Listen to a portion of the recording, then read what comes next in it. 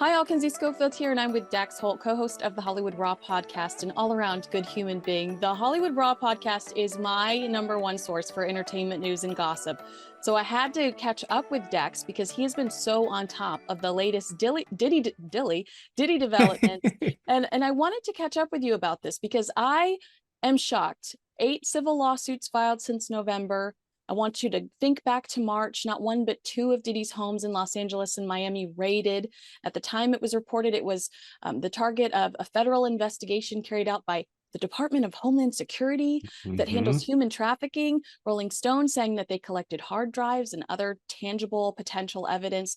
And then last week, it was reported that the federal grand jury may soon hear from some of Diddy's accusers, meaning the U.S. Justice Department could move forward in sinking an indictment in your life as we are covering Diddy white parties, as we are covering his latest event with J-Lo. Did you ever see this on the horizon? Because I personally did not. You know what's funny is that there's always been, I would say, rumors that surround Diddy, that he is a much more wild person than, his reputation, very much more like mafiosa, I would say. And if you remember when Empire came out, the TV show, he was very upset about it. He said that they're basically mimicking my life and not paying me, and they're not crediting me for the story of Empire. And I always thought that was so funny. Like, are you sure you want to let people know that that's your life? Like, you know what I'm saying?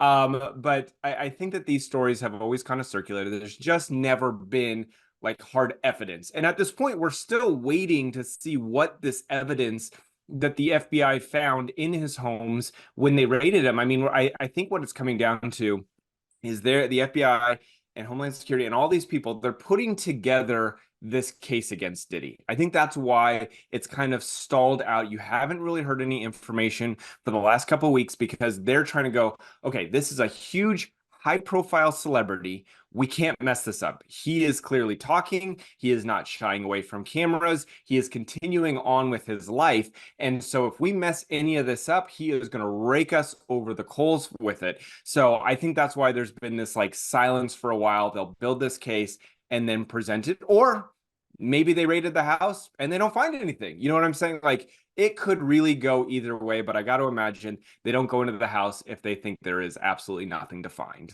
Right, exactly. And you mentioned whispers behind the scenes, and I've had a lot of people say that to me. Oh, come on, there was talk. But also, this guy was a bad boy for life. And when it comes to Hollywood and branding and celebrity, sometimes people lean into certain things because it helps elevate them and it helps build this character that they are trying to sell because that is lucrative for them. So I feel like I don't necessarily feel stupid for hearing some of that and chalking it up to he's a bad boy. You know what I You know, mean? you know what's funny is that yes, bad boy, that's his thing, but he wasn't really a bad boy in a public figure. He was the party fun guy, I Yeah. feel, in and not only party fun guy, but like rich, successful entrepreneur. Aspirational, yes. That's where I feel like his image was going. And I think that's why people are so shocked by, this other side of Diddy that's come out. I honestly, I think what's done the most damage so far, not the rating of his homes, because we don't really know what came out of it. I think it was the video of him running down the hallway in the hotel and beating Cassie and punching her and kicking her. I think that honestly does more damage than anything else because there is a visual component to it so that you're not being told he did something, you're seeing it for your own eyes. You know that it's true. You know that there is no coming back from that. And I would say the same thing for when the Chris Brown and Rihanna incident happened. It was one thing to hear that it happened. It was another thing to see her face bloodied, bruised. It instantly made it a whole different, like story because people can now go, I know he did it. Right. Oh, that's so true because I worked with Diddy when I was younger, and a year ago I would have like screamed at the rooftops. It was one of the greatest experiences of my life. So I struggled to process this, and when I saw that video, I was done. I was You like, know what? It could still be one of the best experiences of your life. It doesn't need to change what you went well, through in now it's your a personal secret. Now it's a experience. secret best experience.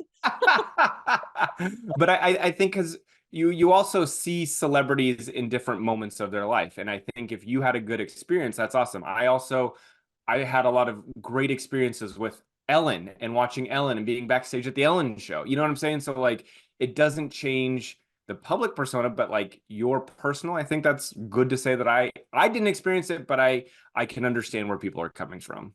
And what are you hearing behind the scenes? Because you've done a lot of reporting on this and you've talked to people on the inside. Are you hearing anything else? More victims coming out, potential evidence, anything you could share with me? I mean, I didn't expect there to be 8 people already, but I mean, this tends to happen a lot when you start to get the momentum going. We saw it with Tiger Woods. The momentum started up, and then it was like every person out of his past started to come forward. I think this might also be the same situation. We might not be done with 8 lawsuits towards Diddy. I think that more people are getting up the courage that are saying, okay, he's not invincible. He is not bigger than everything. You know, Harvey Weinstein, Bill Cosby, like this happens a lot where, you know, you've got, you know, force in numbers. And I think that that's a good thing. If they have a lot of skeletons in their closet, air it out. You know, I would never tell any woman who has ever been victimized, stay quiet. Come forward, tell your truth, and speak it loud and proud. And so I think that we may not be anywhere close to the end of people coming forward. And I'm glad that Cassie filed her lawsuit when she did, because that's really kind of what got everything going here. I did find it interesting that Cassie's suit was settled literally the day after it broke. I think that Right. says a lot. I think that there was a lot of money thrown at her to keep quiet, but I don't think he saw all the other lawsuits. You know, it's interesting because he hasn't shied away. That is one thing that I've noticed with this case is a little different. A lot of people get in trouble and they disappear. They close their doors. He's been out bike riding. He's been out to restaurants. He's posting a video on IG apologizing for his actions. That's not common for someone who has this much attention on them. And so in my mind, he truly feels that he has done nothing wrong because he's like, look at me. I Right. have nothing to hide. I'm out here for public consumption. No, that's a really good point. All right. If you love Dax as much as I do, I'm asking you to subscribe to Hollywood Raw wherever you listen to podcasts and say hello to them on YouTube as well. Dax, thanks so much for your time today. Thank you. Bye.